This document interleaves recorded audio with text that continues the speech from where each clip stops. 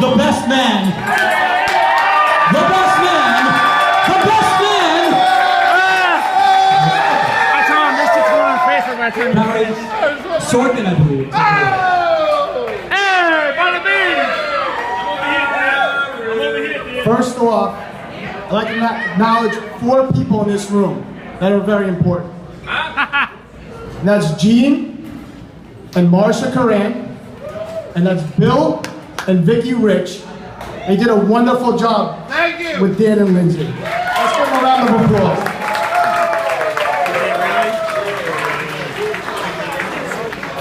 What? Dan, come on. Dan, come up here. Untraditional. Lindsay, you look absolutely beautiful tonight, by the way. Let's turn around for Lindsay. that. How beautiful does she look? You have to say that. Lindsay, get up here.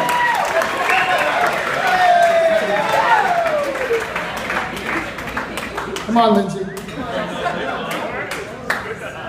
This is very out of character. Now, the first time I heard about Lindsay, it was through a phone call from Dan Rich. And he calls me up and goes, "Yo, Sorkin, I'm hanging out with LC from the Hills. She's in love with me. I'm gonna date her."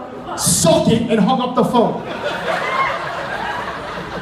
So right away I was like, there is no way LC from the Hills or any other girl in the entire world that would be interested in him. So I thought it was fake. And then Dan would go to AC with LC from the Hills. Dan, can I meet her? Yeah, one day you'll meet her. And then Dan would come home. Would he come to the Beth Page house? No. He would go to his parents' house. And again, Dan, does this girl really exist? But then finally I got to meet Lindsay when they finally moved in after 2 months. Finally. And I saw how much Dan actually really loved Lindsay. I mean, he would hold her hand, he would kiss her, he would hug her, he would do anything she said. Get me wine? Boom, Dan, there it goes. Get some wine. And I saw how much Dan actually really loved Lindsay. And I knew that she was the one for him. All right, Lindsay, you're beautiful, you're smart, you're fun. You make up for all the characteristics that Dan doesn't have. And I want to tell you right now, welcome to the family. You're now my favorite rich sister.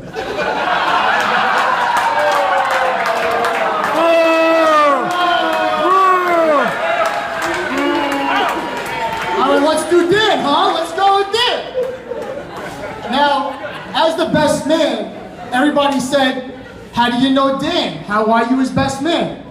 So I would tell people, oh, Dan lived around the block from me.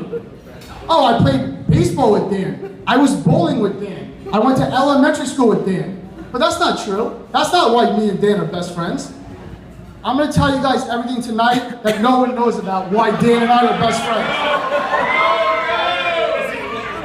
See, at a very young age, Dan knew he was gonna be successful.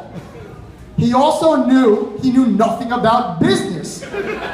So what does every successful person who knows nothing about business need? A white Jewish accountant.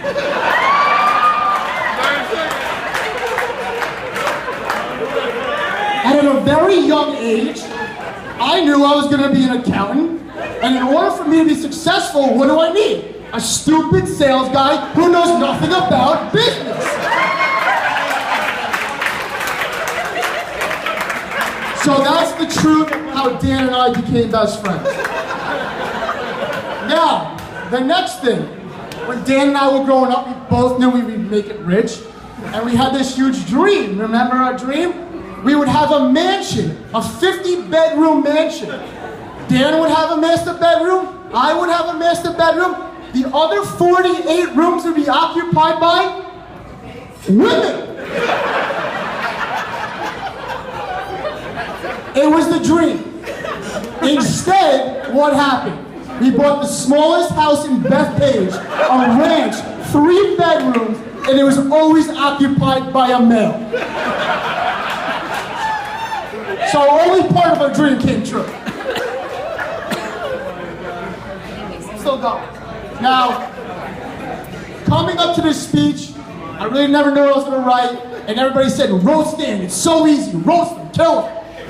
But Dan, as you always said today, I'm the best friend you guys have, right? Me and Gannon are hanging out last night. Hey, you're welcome for being alive. I'm Dan Rich. So Dan, I'm your best friend, I don't want to roast you. So anyway, Dan, I'm not going to tell everybody in this room that you and your father flex your muscles and call them the guns when you and your father are the weakest father-son tag team duo out of anyone in this room. I'm not going to tell everybody that. That's fucking... I'm also not going to make fun of your height. And the reason why you don't go to amusement parks is because you can't go on the big boy rides. I'm not making fun of your height tonight. This is not about that. He is killing it. I'm also not going to tell everybody about the first time you got drunk. And Kim drove us to Raj's house. Dan throws up on the side of the house. Raj takes a hose, makes Dan sit in the middle of his driveway and hoses him off until he can sleep in his house. I'm not telling that. That's between me, Dan, and Raj. That's it. No one else could know about that. I'm also not going to tell anybody, finally, what it's like to live with Dan.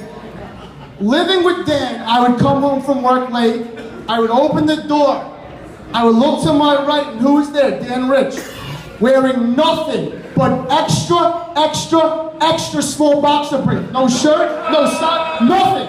Drinking a glass of wine, crying, watching The Biggest Loser. That's what living like Dan Rich is like.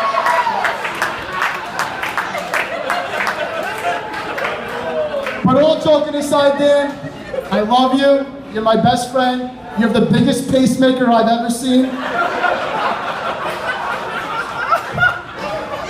You're the most generous person I know. I am honored to be your best friend. And I want to make a toast to Dan and Lindsay.